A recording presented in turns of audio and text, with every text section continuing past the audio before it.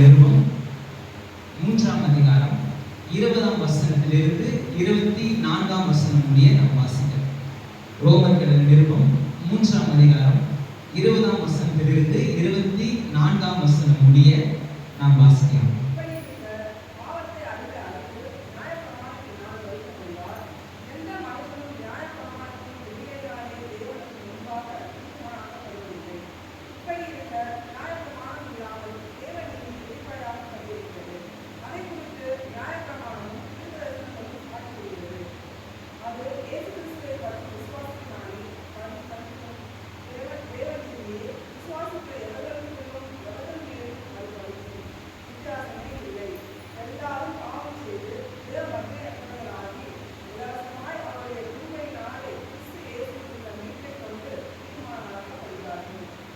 இலவசமாய் அவருடைய கிருபையினாலே கிறிஸ்து இயேசுவில் உள்ள மீட்பை கொண்டு நீதிமான்களாக்கப்படுகிறார்கள்.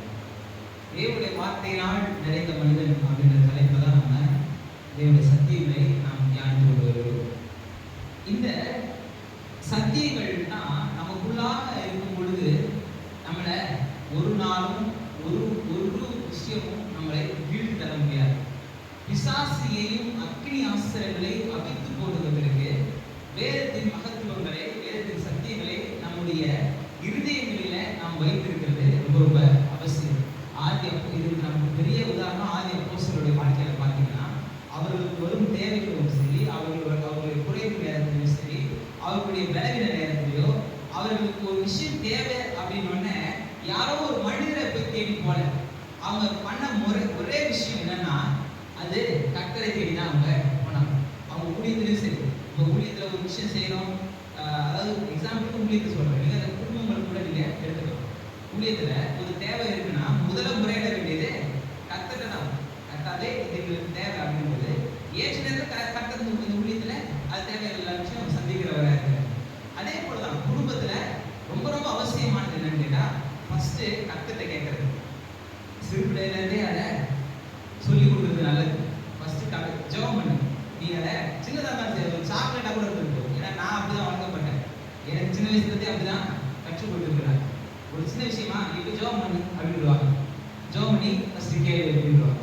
ஜெபம் பண்ணி முடிச்சதுக்கப்புறம் அது சரியா தப்பா, அது நமக்கு தேவையில்லைன்றது ஆட்டோமேட்டிக்காக நமக்கு வரும். அப்போ சின்னதுலேருந்தே நம்ம அதை நம்ம பிள்ளைகளுக்கு கற்றுத் தரது மாத்திரம் இல்லை, நாம் அதை கற்றுக்கிறது ரொம்ப ரொம்ப அவசியம். எதுவாக இருந்தாலும் சரி, அது சின்னதோ பெருசோ ஜெபம் பண்ணி அதை கேட்டு அதை பெற்று நம்ம அதை அனுபவிக்கிறது ஒரு பெரிய ஆசீர்வாதமாக இருக்கும். அப்போ இந்த எல்லா விதத்திற்கும் நம்ம ஒரு வெற்றியுள்ள வாழ்க்கை வாழ்வதற்கு, ஜெயமுள்ள வாழ்க்கை வாழ்வதற்கு நாம் வேதத்தின் சத்தியங்களை மனதில் நிறுத்தி அதன் அடிப்படையில் செவித்து அதன் அடிப்படையில் நம்ம காரியங்களை செய்கிறது அப்படின்றது ரொம்ப ரொம்ப ஆசீர்வாதம். அதை அப்போஸ்தலர்களும் சரி, ஆண்டவராக இயேசு கிறிஸ்து மிகப்பெரிய உதாரணம். அவர் மாம்சத்தில் வெளிப்பட்ட தேவன். அந்த வார்த்தை மாம்சமாகி கிருபையினாலும் சத்தியத்தினாலும் நம்ம மத்தியில் அவர் வாசம் செய்தார் அப்படின்னு வசனம் சொல்லப்படுகிறது. அவர் தன்னுடைய சோதனை நேரத்திலும் சரி, வேதனை நேரத்திலும் சரி, சோதனை நேரம் முன்னாடியே சுவிசேஷ புத்தகங்களோட முன்னாடியே பிசாசினால் கர்த்தர் சோதிக்கப்பட்டார் அப்படின்னு வரும். அப்படிப்பட்ட சோதனை நேரத்திலும் சரி, கடைசியில் வர தன்னுடைய வேதனையான நேரத்திலும் சரி, அவர் பிரதானமாய் பயன்படுத்தினது அவருடைய ஆற்றலோ, அவருடைய வல்லமையோ, அவருடைய எபிலிட்டிஸ் எவ்வளோ இருக்கு, எவ்வளோ காரியங்கள் இருக்கு. இவைகளெல்லாம் விட அவர் தேவனுடைய வார்த்தை அப்படியே எடுத்து சொல்றாரு. வேதத்தில் இருக்கிற சத்தியங்களை பழைய பாட்டில் அவரை குறித்து தான் தீர்க்க தரிசனங்களை தான் அவர் எடுத்து பேசுறாரு. இயல்பா நார்மலான விஷயங்களை கூட அவர் தன்னை பற்றி அவர் பண்ண முதல் பிரசங்கமே ஏசாயா 60 சொல்லப்பட்ட தன்னை பற்றி தான பிரசங்கம் தான் பண்றாரு. கர்த்தருடைய ஆவியானவருக்கு அபிஷேகம் பண்ணியிருக்கிறார், சிறுமைப்பட்டவர்களுக்கு சுவிசேஷத்தை பிரசங்கிக்க அப்படின்ட்டு தன்னை குறித்ததான காரியங்களை ஏசாயா தீர்க்க தரிசன சூழலை எடுத்து அவர் வாசிச்சு அவர் சொல்றாரு. அப்ப தன்னை பற்றி தான காரியங்களை அறிவிக்கும் போது கூட வேத வசனத்தை தான் அங்க அறிவிக்கிறார், சுயமா பேச. இது எல்லாமே நமக்கு ஒரு பெரிய ஒரு திடனா இருக்கு, பெரிய நம்பிக்கை ஏற்படுத்தக்கூடியதா இருக்கு.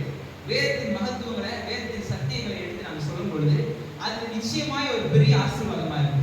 நம்ம அநேக முறை பார்த்துருக்கிற மாதிரி பேதுரு, அப்போஸ்தலனாகிய பேதுரு பார்த்தீங்கன்னா மிகப்பெரிய வெளிப்பாட்டை பெற்ற மனுஷன். பவுல் கூட அவ்வளோ ஒரு வெளிப்பாடை பெறல. ஏன்னா பவுல் தமஸ்கு பட்டணத்துல அவர் போற வழியில, தமஸ்குக்கு போற வழியில தான் கர்த்தருடைய தரிசனத்தை பார்த்தார். ஆனால் அவர் அதுக்கு முன்னாடி மாம்சத்துல இந்த பூமியில இருக்கும்போது அவரோடு கூட ஒரு பெரிய ஐக்கியம் இல்லை. ஆனா அவர் இயேசு கிறிஸ்து தெரியும், இயேசு கிறிஸ்து அவர் தான் அப்படின்ட்டு அவர் பார்த்துருக்கலாம். ஏன்னா பண்டிகை தோறும் எல்லாரும் இந்துக்கள் ஒன்றா கூடியிருப்பாங்க, எல்லாரும் ஒரே ஏஜ் குரூப் இருக்கிற ஆளுன்றதுனால கண்டிப்பா அவர் பார்த்துருப்பாரு. ஆனா ஏற்றுக்கொள்ளல, மேசியாவை ஏற்றுக்கொள்ளல. எல்லா இந்துக்களை போல அவர் இருந்தார். ஆனா என்னைக்கு அவர் ஏற்றுக்கொண்டாரோ அன்னைக்கு தெரிஞ்சிச்சு இவர் தான் அப்படின்னு. அதான் இயேசு சொல்றாரு, நீ துன்பப்படுத்தின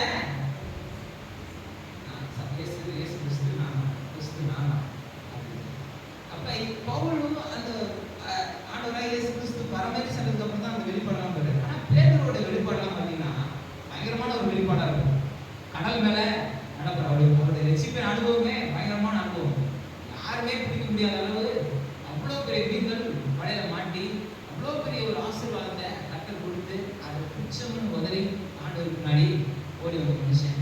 அநேக நேரங்கள்ல ஒரு விளையாட்டா ஒரு சரியான புரிந்து கொள்ளுதல் இல்லாம பதிலளித்த மனுஷன் தான். ஆனா அவருடைய வெளிப்பாடெல்லாம் பாருங்க, மறுரூப மலையில பழைய ஏற்பாட்டின் ரெப்ரசன்டேட்டிவா இருக்காங்க. யாரு? தீர்க்கதரிசன புஸ்தகங்களுக்கு ரெப்ரசன்டேட்டிவ் யாரு பார்த்தா எலியா தீர்க்கதரிசி. நியாயப்பிரமாணத்தின் புஸ்தகத்தின் ரெப்ரசன்டேட்டிவ் யாருன்னா மோசே. புதிய உடன்படிக்கையின் பிரதிநிதி யாருன்னு பார்த்தா இயேசு கிறிஸ்து. 3 பேரையும் பார்க்கிறாரு. இவ்வளவு பெரிய வல்லமை, இவ்வளவு பெரிய தரிசனங்களை பார்க்குற மனுஷன். அவர் மறுதளிச்சா கூட கர்த்தருடைய அன்பு பெற்ற மனுஷன். அதுக்கப்புறம் சபையை வழிநடத்தக்கூடிய அந்த 12 பேருக்கும் ஒரு ஒரு தலைவரை போல கர்த்தர் ஒரு அதிகாரத்தை கொடுத்த மனுஷன். அதெல்லாம் ரோமன் கத்தோலிக்க திருச்சபையில அவரை ஃபர்ஸ்ட் போப்பு கூட அவரை ஏற்றுக்கொள்வாங்க. அந்த சபையே அந்த பேதுருவினுடைய அடிப்படையில் பேதுருவின் கட்டப்பட்டிருக்கலாம் அப்படின்ற ஒரு இது உண்மைதான், தப்பே கிடையாது. பேதுருவினுடைய விசுவாசம், அந்த விசுவாசத்தை தான், அந்த விசுவாசத்தின் மீது தான் அவர் என்ன விசுவாசிச்சாரோ அவர் தான் மாம்சத்தில் வெளிப்பட்ட தேவன் அப்படின்ற வெளிப்பாட்டின் அந்த விசுவாசத்தின் மீது கட்டப்பட்டதுதான் சபை. அப்ப இப்படிப்பட்ட பேதுரு தன்னுடைய நிருபங்கள்ல சொல்லும் பொழுது அவர் எப்படி எழுதுறாரு பாருங்க. அவர் ஆவியானவரை பெற்றுக்கொள்ளும் போது அவருடைய பிரசங்கமே எப்படிப்பட்டதா இருந்துச்சு. அப்போஸ்தலர் 2ஆம் அதிகாரத்துல பார்த்தீங்கன்னா அவருடைய ஊழியம் எப்படிப்பட்டதா இருந்துச்சு, அவருடைய பிரசங்கம் எப்படிப்பட்டதா இருந்துச்சு, எவ்வளவு வல்லமை நிறைந்ததா இருந்தது அப்படின்னு இருப்பாங்க. கடைசி அவர் சொல்றாரு, நிருபங்கள் வாசிக்கும் பொழுது நாங்கள் எல்லாத்தையும் பார்த்துருக்கிறோம், தரிசனங்களை பார்த்துருக்கிறோம், பயங்கரமான சொப்பனங்களை பார்த்துருக்கிறோம், ஆண்டவர் கூடவே இருந்திருக்கிறோம், எல்லாமே ஓகே தான். ஆனா இன்றைக்கு எல்லாவற்றையும் விட இந்த வசனத்தை கவனித்திருப்பது நலமா இருக்கும். நீங்க வசனத்தை கவனிக்கிறது நலமா இருக்கும். வசனத்தை நீங்க இது பண்ணுங்க, வசனத்தை நீங்க உட்கொள்ளுங்க, வசனத்தை நீங்க ஏற்றுக்கொள்ளுங்க. அந்த வேத வசன சத்தியங்கள் தான் உங்களை ஜீவனை அளிக்கக்கூடியதா இருக்குது. உங்கள் கால்களை உங்கள் பாதைகளை தெளிவுற செய்யக்கூடியதா இருக்குது அப்படின்ற ஒரு மிகப்பெரிய ஒரு காரியங்களை நமக்கு ஆதி அப்போஸ்தலர்கள் கற்றுக் கொடுத்திருக்கிறார்கள். அப்ப இப்படிப்பட்ட நிறைய சத்தியங்கள் நமக்குள்ள இருக்க வேண்டியது அவசியம். நாம் புது சிருஷ்டி, வேதத்தின் உண்மைகள் நமக்கு தெரிஞ்சிருக்கணும். வேதம் நம்மளை குறித்து என்ன சொல்லுது, பரிசுத்த வேதாகமும் நம்மளை குறித்து என்ன சொல்லுது அப்படின்ற வெளிப்பாடு கிறிஸ்துவை ஏற்றுக்கொண்ட சபைக்கு ரொம்ப ரொம்ப அவசியம். நாம பரிசுத்த ஆவியானவரால் நிரப்பப்பட்டிருக்கிறோம். எல்லாவற்றிலும் கர்த்தருடைய ஆவியானவருடைய வழிநடத்துதலை நம்ம தெரிந்துகொள்கிறோம். நம்மளை பற்றிதான மேனுவல் எதிரான்னு கேட்டா இதுதான். ஒரு ப்ராடக்ட், ஒரு இன்ஸ்ட்ருமெண்ட் இருக்கு, ஒரு ப்ராடக்ட் இருக்கு, அதை பற்றிதான மேனுவல்ல தான் அதை ஃபுல்லா அதோடைய எபிலிட்டி என்னன்னு காமிக்கும். அதோடைய எக்ஸ்ட்ரீம், அதோடைய எவ்வளவு எந்த அளவுக்கு அதை பயன்படுத்தலாம், என்னென்னலாம் அதை செய்யலாம் அப்படின்ற மொத்த விவரமும் அதோடைய மேனுவல் இருக்கிற மாதிரி நம்மை பற்றிதான மேனுவல் இது. அதனால நம்ம இதை படிக்கும் பொழுது நம்ம தன்னிலை அறிகிற ஒரு மனிதர்களாய், நம்முடைய எபிலிட்டி அறிகிற மனுஷர்களாய் நாம் மாறணும். அதுக்கு குறிப்பா இந்த நீதிமான்ற சத்தியத்தை நாம் அறிந்து கொள்ள வேண்டியது ரொம்ப ரொம்ப அவசியம். ஏன்னா இந்த நீதிமான்ற சத்தியம் நீங்க அறிஞ்சுக்கிட்டீங்கன்னா தான் உங்க வாழ்க்கையில கர்த்தர் செய்ய நினைக்கிற மகத்துவமான காரியங்களுக்கு நீங்க அனுமதி கொடுப்பீங்க. நல்லா பார்க்கணும். பூமியில நீங்கள் எவைகளை கட்டுவீர்களோ அவைகள் பரலோகத்துல கட்டப்படும். பூமியில எவைகளை நீங்க கட்ட அவிழ்ப்பீர்களோ அவைகள் பரலோகத்துல கட்ட அவிழ்க்கப்பட்டிருக்கும். இது நம்மை பற்றி தானே ஒரு சத்தியம், நம்மை பற்றி தானே ஒரு உண்மை. நமக்கு நம்முடைய அதிகாரம், விசுவாசியின் அதிகாரம், விசுவாசிக்கு என்ன அதிகாரம் இருக்கு நமக்கு இதன் மூலமா தெரியும். அப்ப கர்த்தர் நம்மளை குறித்து ஒரு விஷயத்தை சொல்லும் பொழுது அதற்கு நாம் தகுதியானவர்கள் அப்படின்ற எண்ணம் வந்துச்சுன்னா தான் அது நம்ம வாழ்க்கையில அப்படியே இருக்கும். பழைய ஏற்பாட்டின் காலத்துல நீங்க ஒவ்வொரு மனிதர்களும் பிரம்மாண்டமாய் பயன்படுத்தப்பட்ட கர்த்தருடைய ராசர்களை, கர்த்தருடைய மனிதர்களை நீங்க பார்த்தீங்க அப்படின்னா அவங்க சில நேரத்துல அதை ஹெசிடேட் பண்றாங்க, அதை அவங்க ஏற்றுக்கொள்ள முடியல. இவ்வளவு பெரிய விஷயத்தை நான் எப்படி செய்ய முடியும்? உதாரணத்துக்கு மோசேயுடைய அழைப்பு பாருங்க. மோசேயை வந்து அதை உதவி தள்ளிட்டே இருக்கிறாரு. வேணாம் என்னால முடியாது, எனக்கு திக்குவாய் மந்தனாகும் என்னென்னமோ பேசுறாரு. ஆனா அவர் வந்து எகிப்தின் சகல சாஸ்திரத்தையும் அறிந்த மனுஷன், எகிப்தின் மொழிகளை அறிந்த மனுஷன். நல்லா அதாவது அந்த சிறு வயதிலிருந்தே அவங்க வந்து அடுத்த பார்வோன் புரிய பிள்ளைகளை வளர்ப்பாங்க. அப்படியே வளர்த்துட்டே வருவாங்க.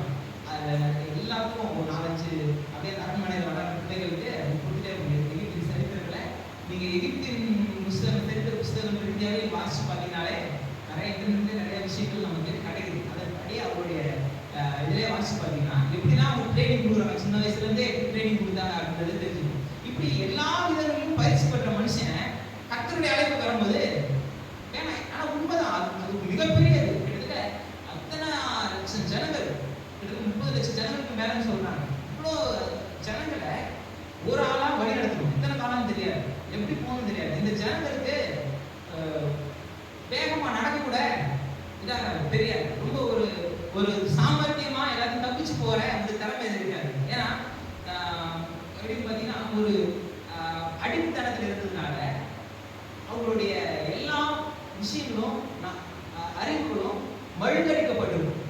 நீங்க அது வந்து ராஜாங்க ரீதியா நீங்க நிறைய சிறை கைதிகளை பற்றி அடிமைகளை பற்றி நீங்க பார்த்தீங்கன்னா அவர்களுடைய திறமைகளை அவங்களுக்கு மழுங்கடிக்கப்படும்.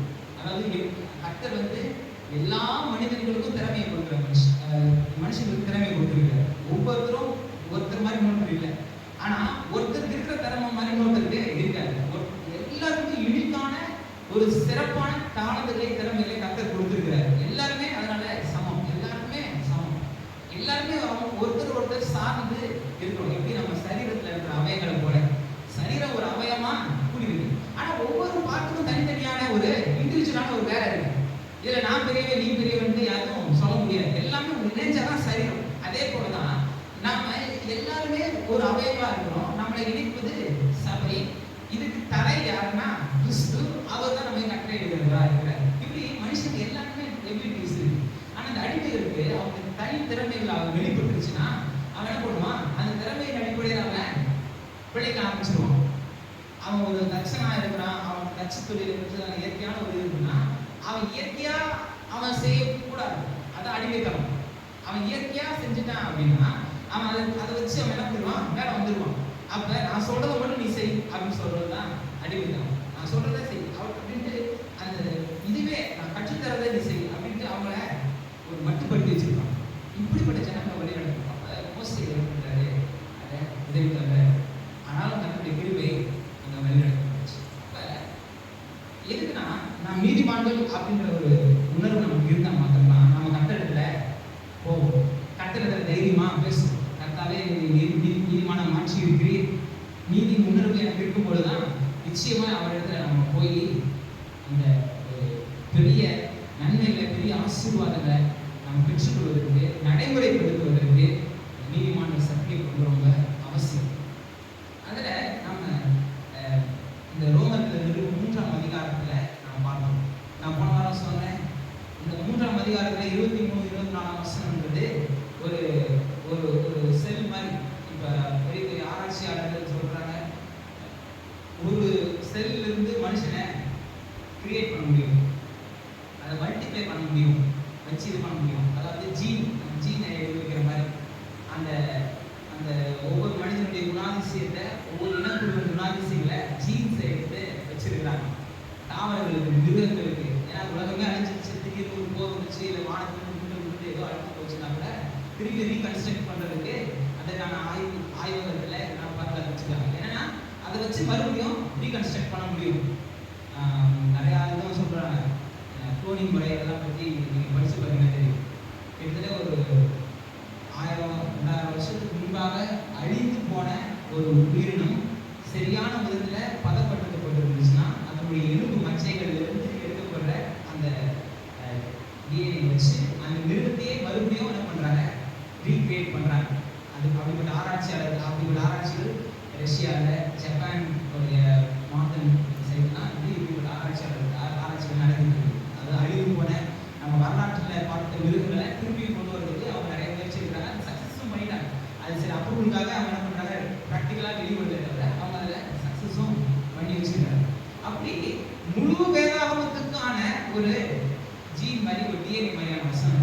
நீங்க ஆதியாகமத்திலிருந்து வெளிப்படுத்தல் வரைக்கும் இருக்கிற வசனங்களை அப்படியே சுருக்கி ஒரு வசனத்துல சொல்லணும் அப்படின்னா தைரியமா இந்த வசனத்தை எடுத்து சொல்லிடலாம்.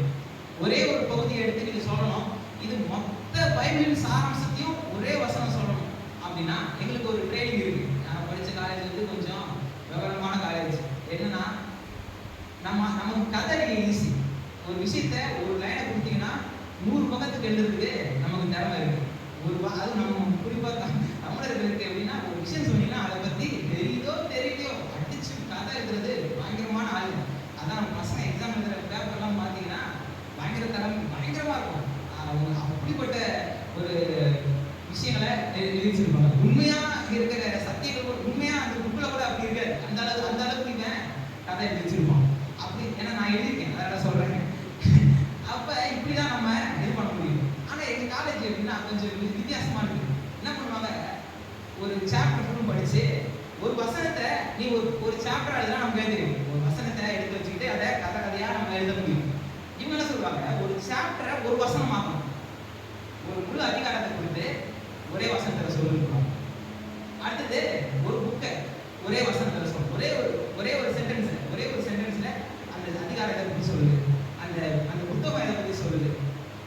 இன்னும் சொல்ல போனா அதை ஒரு குறிப்பிட்ட வேர்ட்ஸ் கொடுத்துருவாங்க. 4 வார்த்தைகள்லாம் சொல்லணும், 3 வார்த்தைகள் சொல்லணும், ஒரே வார்த்தையில வளரணும். பரிசுத்த வேதம் ஒரே வார்த்தையில வளருது அப்படின்னா நம்ம என்ன பண்ணணும், அப்ப உண்மையிலேயே நம்ம நிறைய விஷயங்களை படிச்சுக்கணும், நிறைய விஷயம் நமக்கு தெரிஞ்சுக்கணும். நிறைய படிச்சு புரிஞ்சாதான் நம்ம அதை சுருக்கி ஒரே வார்த்தையில சொல்ல முடியும்.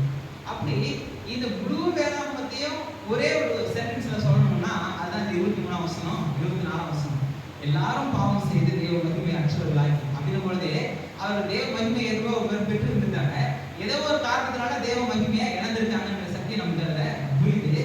இலவசமாய் அவருடைய கிருபையினாலே கிறிஸ்து இயேசுவினுள்ள மீட்பை கொண்டு அப்படின்னு சொல்லும் பொழுது அவர்கள் இதற்கு ஏதோ விலைக்கிரயத்தை கொடுத்து பார்த்து அதில் தோல்வி அடைஞ்சுட்டே இருந்தாங்க. ஆனா அவர்களால் வெற்றி பெற முடியல. ஒரு காலகட்டத்தில் இலவசமாய் கர்த்தருடைய கிருபை அவர்களை மீட்டது அப்படின்ற சத்தியத்தை முழு வேதாகமத்தின் உண்மையை ஒரே சென்டென்ஸ்ல நமக்கு சொல்லப்பட்டிருக்கு. எல்லாரும் பாவம் செய்து தேவ மகிமை அற்றவர்களாகி இலவசமாய் அவருடைய கிருபையினாலே கிறிஸ்து இயேசுவினுள்ள மீட்பை கொண்டு நீதிமான்களாக்கப்படுகிறார்கள். மனுஷனை உன்னத நோக்கத்தோடு கர்த்தர் உண்டாக்குறாரு. அதை இழந்து போன மனுஷனை கர்த்தர் மீட்டெடுக்கிறாரு.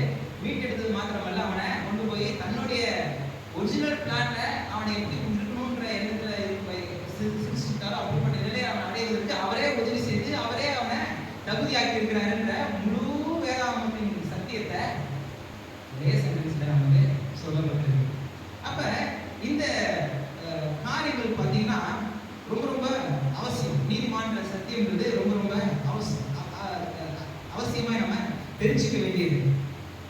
ஏன்னா 20ஆம் வசனம் பார்த்தீங்கன்னா இப்படி இருக்க அப்படின்னு ஆரம்பிச்சு மொத்தம் நமக்கு வருது. நீதிமான் அப்படின்னு சொல்ல வரும்போது இந்த பூமியிலே நம்ம சில நேரத்தில் நம்ம என்ன பண்றோம், நீதிமானா தான் இருக்கிறோம். நம்ம என்ன பண்றோம், ஒருத்தருக்கு ஒருத்தர் கம்பேர் பண்ணிக்கணும். அவனை விட நான் நல்லவனா தான் இருக்கேன், அவன் பாரு எவ்வளோ பொருளாக செய்யறான், கர்த்தருக்கு பிரியமில்லாத காரியங்கள் செய்யறான், நான் அப்படி இல்லை, நான் கர்த்தருக்கு ரொம்ப பிரியமா நடந்துக்கிறேன், கர்த்தருக்கு ஏற்றி நான் நடந்துக்கிறேன் அப்படின்ட்டு நாம உலக மனிதர்களோட நம்ம என்ன பண்ணிக்கிறோம், கம்பேர் பண்ணிக்கிறோம். சிலர் நம்மளை ஒரு தாழ்வு மனப்பான்மை எப்படி வருது, நம்மளை விட அவங்க ரொம்ப சிறந்தவர்களா இருக்காங்க, நம்ம அப்படி இல்லை அப்படின்ட்டு ஆப்போசிட்ல வருது. இல்லை மற்றவர்களை தேர்ட் பர்சன்ல நம்ம கம்பேர் பண்ணிக்கிறோம். இவரை விட இவர் நல்லவரா இருக்காருப்பா, அவரை விட இவர் நல்லவரா இருக்காரு அப்படின்ட்டு நம்முடைய கண்ணோட்டத்துல இருந்து பார்த்து நாம ஒரு ஜட்ஜ்மெண்ட் ஒரு முடிவுக்குள்ள வந்துடுறோம். ஆனா இது தேவனிடத்துல சேர்க்கும் அளவு உண்மையா உத்தமமா சரியானதா இருக்கான்னு கேட்டா இல்ல. தேவனுடைய பார்வையில எல்லாரும் சமம். அதான் எல்லாரும் பாவம் செய்து தேவ மகிமை அற்றவர்களாகி அப்படின்ட்டு 2ஆம் அதிகாரத்துல வந்து ரோமன் நிருபத்துல எப்படி கேட்டீங்கன்னா, இப்ப பூமியில நம்ம இருக்கிறோம். ஒருத்தர் எல்லாருமே ஒரே உயரத்துல இல்லை, ஒருத்தர் உயரமா இருக்கிறாங்க, ஒருத்தர் குள்ளமா இருக்கிறாங்க அப்படின்ட்டு ஏற்ற இறக்கம் தெரியுது. இது எப்ப தெரியுது, நாம இந்த பூமிக்குரிய பார்வையில பார்க்கும்போது தெரியுது. ஒரு 15ஆவது மாடியில ஒரு பில்டிங் ஏறி நின்று பார்த்தேன், ஒரு 100 பேர் இருந்தா எல்லாருமே மனுஷன் மாதிரி தான் தெரியும். ஏது அப்படின்னா ரொம்ப உயரமா இருக்கிறான்பா, ரொம்ப குள்ளமா இருக்கிறான்பா அப்படின்றதுலாம் தெரியாது. கலர்ல சிலதுல தெரியாது, எந்த விதமான ஏற்றத்தாலும் தெரியாது. எல்லாமே ஒரு எறும்பு கூட்டம் மாதிரி ஒரு மனுஷங்க தான் தெரிவாங்க. எல்லாருமே ஒரே மாதிரியான ஒரு இதாக. அப்ப தேவனுடைய பார்வையில மனுஷர்கள் இடத்துல ஏற்றத்தாழ்வு இல்லைன்றது சரியான உதாரணம் இதுதான். அப்ப அந்த அந்த ஈகிள்ஸ் வியூன்னு சொல்றாங்க, பேர்ட்ஸ் வியூன்னு சொல்றாங்க, அப்பர் வியூ. கடவுளுடைய பார்வையில பார்க்கும்போது யாருமே இவன் ரொம்ப நல்லவன், இவன் ரொம்ப கெட்டவன் அப்படி கிடையாது. எல்லாருமே என்ன பண்றாங்க, மனுஷங்க தன் சுய கிரியினால தேவனுடைய நீதியை சுய கிரியினால பெற்றுக்கொள்ள முடியாது அப்படின்றத ரொம்ப தெளிவா வேதம் நமக்கு போதிக்குது. அது 20ஆம் வசனம் பார்த்தீங்கன்னா இப்படி இருக்க, பாவத்தை அறிகிற அறிவு நியாயப்பிரமாணத்தினால் வருகிறபடினால். ஒரு மனுஷனுக்கு பாவத்தை பற்றிதான உணர்வு எதன் மூலமாக வருது? நியாயப்பிரமாணத்தின் மூலமா தான் வருது. இந்த நியாயப்பிரமாணம்ன்றது யூதர்களுக்கு மாத்திரமல்ல, ஒவ்வொரு மனிதனுக்கும் கர்த்தர் அவருடைய இருதயத்திலே வச்சிருக்கிறார். வேத வசனம் அப்படிதான் போதிக்குது. அதான் போக்கு சொல்லவர்களுக்கு இடமில்லைன்னு முன்னாடி வரும். நீங்க ரோமர்கள் முன்னாடி வாசிச்சீங்கன்னா தெரியும். எப்படின்னு கேட்டீங்கன்னா, ஒருத்தரை குற்றவாளியா நம்ம தீர்க்கும் பொழுது, நம்ம ரசிக்கப்படுறதுக்கு முன்னாடி கர்த்தரை அறிந்து கொள்றதுக்கு முன்பாகவே ஒருத்தர் தவறு செஞ்சானா நீ தப்பு செய்யற அப்படின்னு நமக்கு கை நீட்ட தெரியுது இல்ல? அப்படி கை நீட்டும் பொழுது அது தவறுன்ற உணர்வு நமக்குள்ள இருக்கிறதால தவறு நீட்டுறோம். அதான் பரிசுத்த வேதாகமம் சொல்லுது. நியாயப்பிரமாணத்தை கர்த்தர் ஒவ்வொருத்தருடைய இருதயத்திலே வச்சிருக்கிறார். எப்படி வச்சிருக்கிறாரு? பரிசுத்த வேதாகமத்தை வாசிச்சு அதன் அடிப்படையில தான் இது தெரிஞ்சுக்கணும் கிடையாது. அவங்க இருதயத்திலே அதை வச்சிருக்கிறத கர்த்தரை வெளிப்படுத்துறாரு. எப்படி ஒரு தவறு செய்யலாம், நீ தவறு தான் செய்யற அப்படின்னு வெளிப்படுத்தும் போதே, கையை நீட்டும் பொழுதே என்ன தெரியுது? அது தவறுன்ற சத்தியம் அவனுக்குள்ளாக இருக்கு. அவன் குற்றம் செய்யறான், அவன் தப்பு செய்யறான் அப்படின்னு மற்றவர்களை குற்றம் தீர்க்கும் பொழுதே அந்த குற்றத்தை, அது குற்றம் அப்படின்ற இது நம்முடைய இருதயத்துல, உள்ளான மனதுல, ஆழமான மனதுல அது ஆணித்தரமா எழுதப்பட்டிருக்கு வசனம் சொல்லுது. அதனாலதான் போக்கு சொல்ல ஒருத்தருக்கு இடம் இல்லை. ஒருத்தர் இடம் பண்ண முடியாது, போக்கு சொல்ல முடியாது. நம்ம வெள்ளிக்கிழமைகள்ல இந்த சங்கீத பகுதியை குறித்து பார்க்கும்போது கூட அந்த 19ஆம் சங்கீதம் என்ன சொல்றது? வானங்கள் தேவனுடைய மகிமையை வெளிப்படுத்துது. தேவனை குறித்து தான் அறிகிற தேவனை அறிகிற அறிவு. இது வந்து ஸ்மார்ட் புக். ஸ்பர்ஜன் சொல்றாரு, இது ஸ்மார்ட் புக்ன்றாரு. அளவுல பிக் புக் எதுனா கேட்டா இந்த யூனிவர்ஸ், அப்சர்வ் யூனிவர்ஸ் தான் பிக் புக். இந்த இந்த இந்த வானங்கள் தேவனுடைய மகிமையை வெளிப்படுத்தலாம். எப்படி? வேத வசனத்துல நம்ம வாசிச்சு கடவுள் எவ்வளவு நல்லவர் பா, எவ்வளவு வல்லவர், எவ்வளவு மகத்துவமானவர், எவ்வளவு ஆச்சரியமான காரியங்களை செய்யறாரு அப்படின்னு நம்ம படிச்சு தெரிஞ்சுக்கிறத இந்த வானங்கள் வெளிப்படுத்துது. அதே போலதான் நியாயப்பிரமாணம்ன்றது இதை நம்ம படிச்சு நம்ம தெரிஞ்சுக்கிறோம். ஆனா இதுக்கு முன்பாகவே நம்ம இருதயங்கள்ல கர்த்தர் அதை வச்சிருக்கிறாரு. அப்ப என்ன சொல்லுது? அந்த நியாயப்பிரமாணம் தான் பாவத்தை குறித்ததான உணர்வை கொடுக்குது.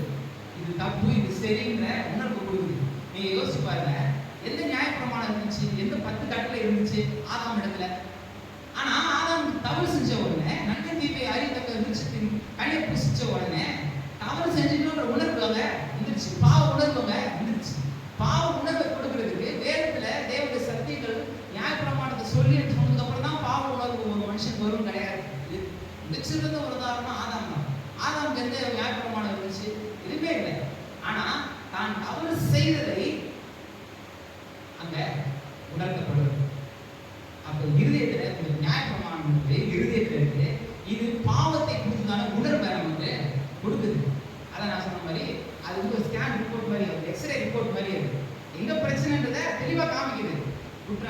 அந்த நியாயப்பிரமாணத்தின் கட்டளைகளை வாசிக்கும் பொழுது நான் இந்த தவறு செஞ்சிருக்கிறேன், என்னுடைய வாழ்க்கையில் இந்த தவறு இருக்கு அப்படின்றது நமக்கு சுட்டி காட்டுறதுக்கு நியாயப்பிரமாணம் உதவுது. பாவத்தை அறிகிற அறிவு நியாயப்பிரமாணத்தினால் வருகிற அப்படின்னால் எந்த மனுஷனும் நியாயப்பிரமாணத்தின் கிரியைகளினாலே தேவனுக்கு முன்பாக நீதிமானாக்கப்படுகிறது இல்லை. எக்ஸ்ரே ரிப்போர்ட்டை மடிச்சு வாயில போட்டு முழுங்கி தண்ணியை குடிச்சு சரியாகிறது இல்லை. அதான் அங்கே ஸ்கேன் ரிப்போர்ட்டை நல்லா கொடுத்தோடனே நல்லா சுட்டி மடிச்சு தண்ணியை ஊற வச்சு வாயில போட்டு நல்லா மென்று தின்னோடனே வயிற்று வலியெல்லாம் போயிடும் கிடையாது. அது என்ன சொல்லுது? இங்க பிரச்சனை இருக்குன்னு சொல்லுது. ஆனா மருந்துன்றது தனி, அது வேற. அது நம்ம எடுத்துக்கணும். அது எடுக்கும் போது நமக்கு சுகம் கிடைக்கும். அதே மாதிரி தான் நியாயப்பிரமாணம் தவறு என்பது என்ன என்பது நமக்கு சுட்டி காட்டுது. ஆனா சுட்டி காட்ட சொல்லப்பட்ட நியாயப்பிரமாணத்தை இவங்க என்ன பண்ணிட்டாங்க? மருந்தாக்கிட்டாங்க.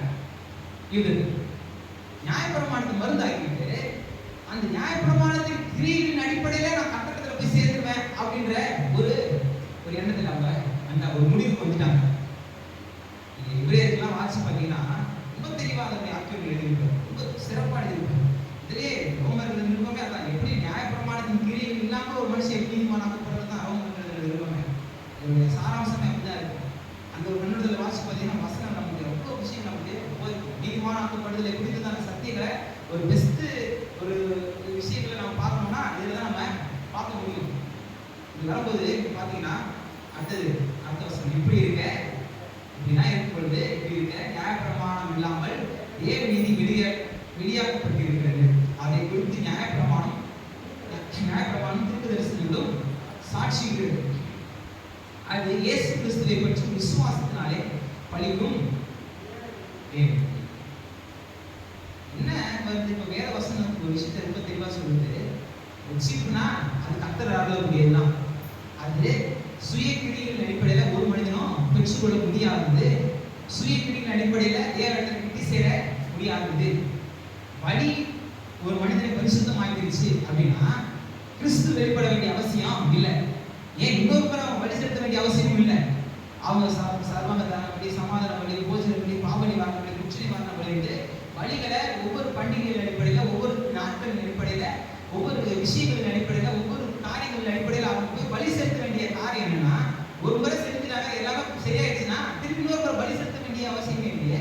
ஆனா திருப்பி பலி செலுத்தும் போதே அது என்ன பண்ண சொல்லுது, மறைமுகமா முன்னாடி நான் செலுத்தின பலி வேஸ்ட் அப்படின்றதான் அங்க தெளிவா காமிக்குது, நமக்கு எடுத்து காமிக்குது. அதுதான் இங்க. அப்ப அந்த பலியே இல்லைன்னா இயேசு கிறிஸ்து பலியாக வேண்டிய அவசியமே இல்லையே. எல்லாரும் மிருகங்கள் பலி செலுத்தி அதை பண்ணி இதை பண்ணி நீ கடவுளை போய் தேடிக்கோ அப்படின்ட்டு ஈஸியா பண்ணிடலாம், முடிச்சிருக்கலாம். ஆனா அப்போஸ்தலர் 20:28 சொல்லுது, தேவன் தன் சுய ரத்தத்தினால் சம்பாதித்த சபைன்னு சொல்லுது.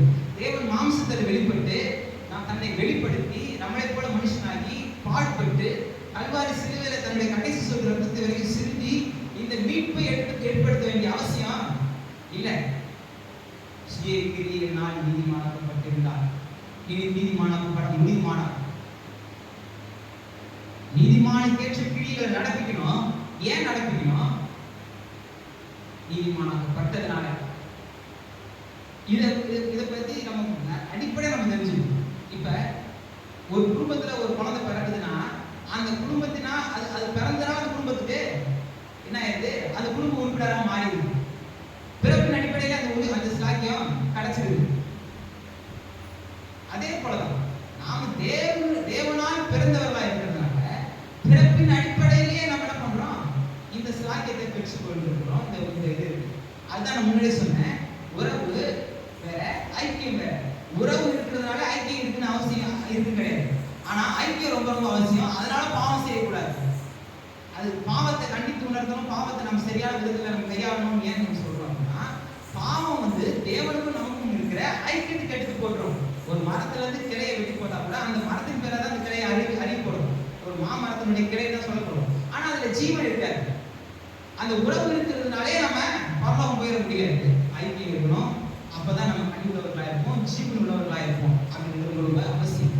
ஆனா இது நமக்கு இந்த நீதிமானாக்கப்படுறதுன்றது ஏதோ நாம கடவுளை தேடிட்டோம், இன்னும் பரிசுத்தமா வாழ முயற்சி செய்யறோம், ஒவ்வொரு நாளும் நம்ம வளர்ந்துட்டே இருக்கிறோம். இன்னும் அதுல நம்ம அது எல்லாத்தையும் பரிபூர்ணமாயிட்டு நான் சொல்ல முடியாது. ஒவ்வொரு நாளும் நம்ம என்ன பண்றோம், அதுல முயற்சி செஞ்சுக்கிட்டே இருக்கிறோம். நம்முடைய கேரக்டரை மெருகேற்றி கொண்டே இருக்கிறோம். சில விஷயங்களை நம்ம அதை ஒதுக்கி தள்ளுறோம். ஆண்டவரே என்னுடைய பலவீனத்தை வந்து நீங்கன்னு சொல்றோம். ஒவ்வொரு நாளும் நம்ம மெருகேறி கொண்டே போவதற்கு சபை உதவுது, வேதம் உதவுது, நம்முடைய பிரசங்கங்கள் உதவுது, நம்ம எடுக்கின்ற முயற்சிகள் உதவுது, நம்முடைய ஜெபங்கள் உதவுது. எல்லாம் பண்ணிட்டு நீதிமான் அதனாலதான் சந்திப்பாருன்னு சொல்றேன். ரொம்ப நல்லவன், அதனால கடவுள் என்ன தேர்ந்தெடுத்தாரு சொல்ல முடியாது. அதான் வசனம் தெளிவா நமக்கு போதிக்குது. அது இயேசு கிறிஸ்துவை பற்றி விசுவாசத்தினாலே படிக்கும் தேவனிக்கு. இயேசு கிறிஸ்துவை விசுவாசிக்கும் போது அது நடக்கும். எவர்களுக்குள்ளும் எவர்கள் மேலும் அது பலிக்கும், வித்தியாசமே இல்லை. ரொம்ப முக்கியமானது. நல்ல கலரை அடிச்சுக்கலாம். அது எவர்களுக்குள்ளும் படிக்கும், எவர்கள் மேலும் படிக்கும். எல்லாரும் ரட்சிக்கப்பட முடியும், எல்லாரும் ரட்சிக்கப்பட கூடும். வித்தியாசமே இல்லை. பயங்கரமான பாவிப்பான், பயங்கரமான கிறிஸ்தவர்களுக்கு ஒரு கெடுதல் செஞ்ச மனுஷன். அந்த மனுஷனுக்காக கர்த்தர் செஞ்சிருக்காரு. அவரும் ரட்சிக்கப்பட முடியும். பவுலை விட சபையை துன்பப்படுத்துற யாராவது இருக்க முடியுமா? இந்த அளவுக்கு சபையை துன்பப்படுத்துற மனுஷன் சபையை கட்டுவதற்கு, அநேக இடங்கள் சபையை கட்டுவதற்கு கர்த்தர் எடுத்து பயன்படுத்தலாம். எவர்களுக்குள்ளும் எவர்கள் மேலும் படிக்கும் வித்தியாசமே இல்லை சொல்லிட்டு இப்பதான் சொல்றாரு, எல்லாரும் பாவம் செய்து தேவ மகிமை அற்றவர்கள் ஆகி எல்லாரும் பாவம் செஞ்சு செஞ்சு எல்லாரும் பாவத்தின் பிடியில சேர்த்து நன்மை செய்யறதுக்கான எந்த விதமான ஒரு இதுவும் இல்லாம பாவத்தின்குள்ளாக இருந்து எல்லாவற்றையும் இழந்து போறாங்க. இலவசமாக இந்த கிருபையினாலே கிறிஸ்து இயேசு இந்த மீட்பை கொண்டு நீதிமான்களாக அப்படியே நீங்க அந்த எக்ஸாம்பிள் நான் சொன்ன மாதிரி போனாலும் ஆசிரியர் ஆனாம் அதிகாரம் ஆபிரகாமை குறிச்சும் தாவீதை குறிச்சும் எக்ஸாம்பிள் சொல்றாரு. சொல்லிட்டு 5ஆம் அதிகாரத்தில் வர 17ஆம் வசனத்துல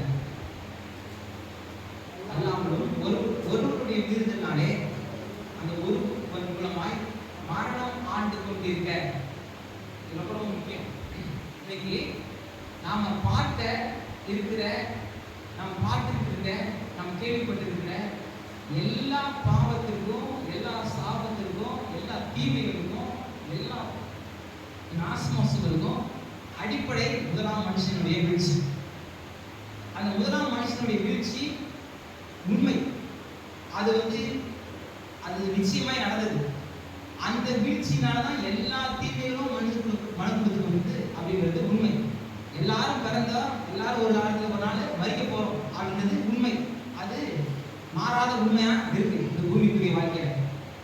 அது எந்த அளவுக்கு உண்மையோ அதை விட உண்மை என்ன, அதை விட அதிக நிச்சயம் என்னன்றதை யாருக்கு சொல்லுவாங்க. ஒருவன் மூலமாய் மரணம் ஆண்டு கொண்டிருக்க கிருபையின் பரிபூரணத்தையும் நீதியாகிய ஈவின் பரிபூரணத்தையும் பெறுகிறவர்கள் இயேசு கிறிஸ்து என்னும் ஒருவராலே ஜீவனை அடைந்து ஆழ்வார்கள் என்பது அதிக நிச்சயம். எப்படி ஒரு மனுஷனுக்கு பாவம் உள்ள வந்ததுனால இந்த பூமி முழுக்க சாபத்தினால் நடந்தது உண்மையோ, இந்த பூமி முள்ளும் குறுக்கும் முளைப்பிக்கப்பட்டது உண்மையோ, அதே போல இயேசு கிறிஸ்துவின் மூலமாய் நாம மீட்பு அடைந்தது மாத்திரமல்ல, ஜீவனை அடைந்தது மாத்திரமல்ல, அவரோடு கூட ஆளுகை செய்யவும் நாம் அழைக்கப்பட்டிருக்கிறோம் என்றது அதிக உண்மை, அதிக நிச்சயம். ஜீவனை அடைந்திருக்கிறோம். இந்த உண்மையிலும் மறுமையிலும் உண்மையிலும் நமக்கு பலவீனங்கள் சுகவீனங்கள் இருக்கும்போது அந்த ஜீவனை கொண்டு நம்ம உயிர்த்தெழுதலின் வல்லமை கொண்டு நம்ம ஜெயிக்கிறோம், பிசாசை ஜெயிக்கிறோம். மறுமைக்கான வாழ்க்கையும் நமக்கு அதனால கொடுக்கப்படுது. நித்திய ஜீவனை பெற்றுக் கொண்டிருக்கிறோம். நம்ம அந்த விசுவாசம் நமக்கு இருக்கு. நிச்சயமாய் கர்த்தரோடு கூட என்று இருக்கும்ன்ற விசுவாசம் நமக்கு பெருகி இருக்கு. அதே போல ஆடுகிறவர்களாய் உண்மையிலும் வறுமையிலும் நம்ம இருக்கின்றது அதிக நிச்சயம். பாவம் ஒரு மனிதனுக்குள்ளாக உள்ள புகுந்து அது கிரியை செய்வது எந்த அளவுக்கு உண்மையோ அதை விட உண்மை, அதை விட அதிக நிச்சயம், அதை விட உறுதியானது இயேசு கிறிஸ்துவின் மூலமாக வந்த மீட்பு. 6ஆம் அதிகாரம் 7ஆம் அதிகாரம் 8 பார்த்தீங்கன்னா பரிசுத்த ஆவியானவரை பற்றி இருக்கிறோம். 8 இன்னும் செம்மையா இருக்கும். நித்தியத்திலிருந்து நித்தியம் வரைக்கும் ஒரு மனுஷனுக்கு குறித்து என்ன காரியங்கள் தேவை அப்படின்னு என்னென்ன காரியங்கள் கருத்து ஆயுதம் பண்ணி வச்சுட்டு இருக்கிற சத்தியங்கள் நமக்கு 8ஆம் அதிகாரத்துல இருக்கு. அப்படியே 10ஆம் அதிகாரம் பார்த்தீங்கன்னா ரொம்ப 10:2 தேவனை பற்றி அவர்களுக்கு வைராக்கியம் உண்டு என்று அவர்கள் குறித்து சாட்சி சொல்கிறேன். ஆகியும் அது அறிவிக்கேற்ற வைராக்கியம் அல்ல. அதாவது யூதர்களுக்கு தேவனை பற்றி தான வைராக்கியம் இருக்கு, ஆனா அது ஜீவனை கொடுக்கக்கூடிய வைராக்கியம் இல்லை. அது ஆம்பிளிஃபைட் பைபிள் இருக்கு. இங்கிலீஷ்ல ஆம்பிளிஃபைட் பைபிள் இருக்கு. நிறைய வெர்ஷன்ல ஆம்பிளிஃபைட் பைபிள் ஒரு வெர்ஷன் இருக்கு. அதை வாசிச்சா அது வாழ்வழிக்கும் ஒரு வைராக்கியம் இல்லை. அவங்களுக்கு வைராக்கியம் இருக்கு. ஒரே தேவனை ஆராதிப்போம், அப்படி செய்வோம், இப்படி செய்வோம், நியாயப்பிரமாணத்தின் கிரியைகளை கடைபிடிப்போம் அப்படின்ற ஒரு பெரிய வைராக்கியம் இருந்துச்சு. ஆனா அது ஜீவனை கொடுக்கக்கூடியதா இல்லை. நீங்க இயேசு கிறிஸ்துவின் வாழ்க்கையில பாருங்க. அவர் இதுல பரிசேயர்களை பத்தி வெள்ளையடிக்கப்பட்ட கல்லறையில என்ற கிரீன் பாம்பு குட்டியில என்ற நீங்க உங்க தகப்பெல்லாம் பிசாசுன்றாரு.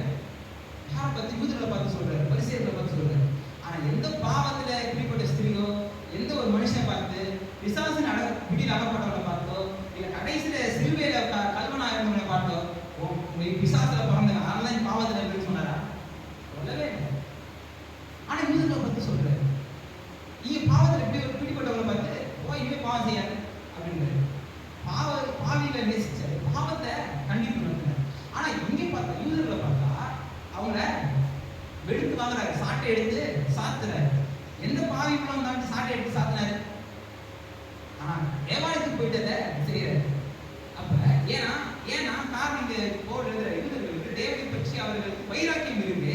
ஆனா சாட்சி சொல்றேன் அப்படின்னு சாட்சியே சொல்றேன், நானே சாட்சி சொல்றேன், கரெக்ட் தான். ஆனாலும் அது அறிவுக்கேற்ற வைராக்கியம் கிடையாது, ஜீவனை தருகிற வைராக்கியம் கிடையாது, அது ஜீவனுக்குரிய வைராக்கியம் கிடையாது அப்படின்றத சொல்றாரு. எப்படி என்றால், அவர்கள் தேவ நீதியை அறியாமல் தங்கள் சுய நீதியை நிலைநிறுத்த தேடுகிறபடியினால் தேவ நீதிக்கு அவங்க என்ன பண்ணியா கீழ்ப்படியவே. ஏன் கீழ்ப்படியல? தங்களுடைய சுய நீதியை உள்ள கொண்டு வருவதற்கு தேவ நீதியை அவங்க என்ன பண்ணாங்க? தேவன் நமக்கு குற்ற உணர்வை கொடுக்கிறது கிடையாது, பாவ உணர்வை கண்டித்து உணர்வு, பாவத்தை கண்டித்து உணர்வு. பரிசுத்த ஆவியானவர் நமக்கு குற்ற உணர்வை கொடுக்கிறது. நீங்க நல்ல உதாரணம் பார்த்தீங்கன்னா, ஒரு இடத்துக்கு நீங்க பாயிண்ட் அவுட் பண்ணி கூகுள் மேப்ல போயிட்டு ஏதோ காரணத்தினால டக்குன்னு வழி மாறிட்டீங்க. கூகுள் மேப் என்ன பண்ணோம்? போக வேண்டிய சரியான வழியை காமிக்கிறது எச்சரிப்பு கொடுக்கும். எச்சரிப்புன்றது அதுதான். எச்சரிப்பு செய்தி என்னன்னா, எது சரியான வழின்றதை காமிக்கிறது தான் எச்சரிப்பு செய்தி. புரியுதா? எந்த கூகுள் மேப்பும் நம்ம லெஃப்ட் திரும்பினோம் நேரா போயிடும், நீ நேராவே போயிட்டு இருக்க, உனக்கு அறிவு இருக்கா, அது இருக்கா, நீ நேரா போற பத்தியா, உனக்கு சரியான இது இருக்குதா அப்படின்னு சொல்லாது. இன்டர்நெட் லெஃப்ட் திரும்பு, ரைட் திரும்பு, இல்ல வேற வழி இருக்கு அந்த வழியில போ அப்படின்ட்டு பாதையை காமிச்சுக்கிட்டே இருக்கும். நம்ம திரும்பி நம்ம சரியான பாதைக்கு போக வேண்டிய வழியை காமிக்கவே தவிர, நாம போய்கிட்டு இருக்கிற அது தவறான பாதையை நமக்கு குற்ற உணர்வை கொடுத்துட்டு இருக்காரு. இல்ல நீ தப்பா போய்கிட்டு இருக்க, நீ இதுல போய்கிட்டு இருக்க அப்படின்ட்டு சொல்றது கிடையாது. அப்ப ஆவியானவர் என்ன பண்றாரு? அதுதான் சரி. ஆவியானவர் பாவத்தையும் நீதியும் நியாயத்தை கொடுத்து கண்டித்து உணர்வு நமக்கு செலுத்துறாருன்னா, சரியான பாதையை நமக்கு காமிக்கிறாரு. நீதியான பாதை, இதன் பாதையில இந்த வழியில நட அப்படின்ற காரியங்களை நமக்கு வெளிப்படுத்துறாரு. நம்ம குற்றப்படுத்தி குற்ற உணர்வுக்குள்ளாக கொண்டு தலை நோக்கி கர்த்தரை நோக்கி பார்க்க விடாதபடிக்கு நம்முடைய தலைகளை புரிய வைக்கிறவரே நம்முடைய கர்த்தர் கிடையாது. அவர் செய்யறவனையும் அவரை நோக்கி பார்த்து பிரகாசம் அடைந்து அவரை போல மாற வைத்து நீதியுள்ள ஒரு வாழ்க்கை வாழ வைக்கிறது தான் கர்த்தருடைய சித்தமாக. கொஞ்சம் ஒரு 3 வருஷம் நம்ம வாசிச்சிடலாம். 1 யோவானின் புத்தகத்துல 1ஆம் அதிகாரம் 9ஆம் வசனம். 1 யோவான் 1ஆம் அதிகாரம் 9ஆம் வசனம்.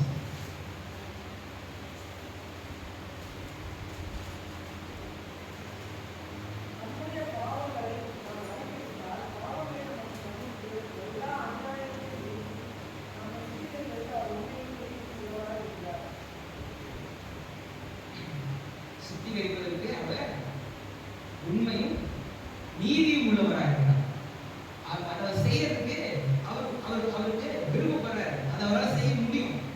29ஆம் வசனம், 2ஆம் அதிகாரம் 29ஆம் வசனம் பார்த்தீங்கன்னா, அவர் நீதி உள்ளவராக இருக்கிறார் என்று உங்களுக்கு தெரிந்திருப்பதினால் நீதியை செய்கிறவன் எவனும் அவரால் பிறந்தவன் என்று